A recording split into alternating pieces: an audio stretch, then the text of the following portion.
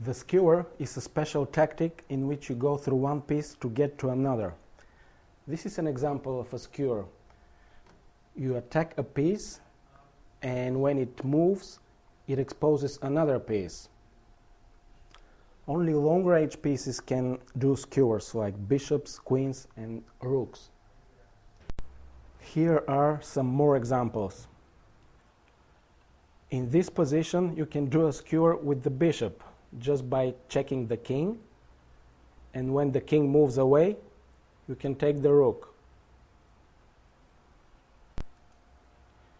In this position, if you're playing white, checks like this one or this one will not help you win the game. But this move skewers the king and the queen.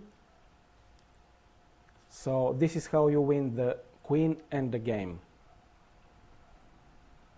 Alright, let's see if you can use the skewer in the following position. Imagine you're playing white and it's your turn. What would you play?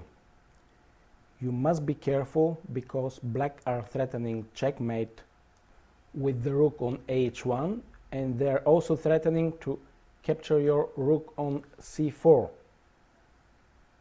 Well, this is what you should play.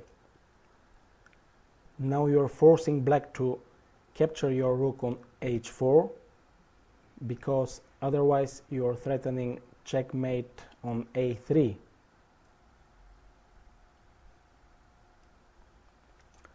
So after black takes your rook on h4, you play rook a3 check, forcing the black king to move to the 4th rank, and now you can do the skewer.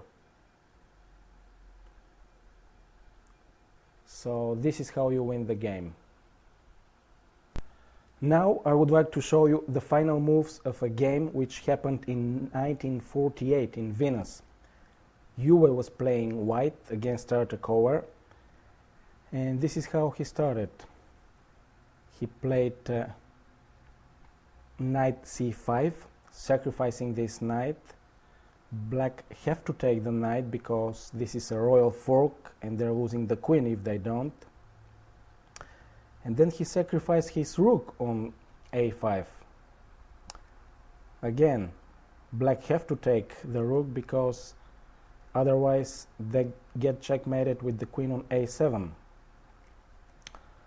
So after they took the rook, this is how the game continued. Queen b7 check forces the black king to move to c4, because the other option would be checkmate with the queen on a6. And here, this is the skewer that you saw 4 moves in advance. Here it is. So this is how he won the queen and the game. This is how powerful skewers can be. Try to use them in your games.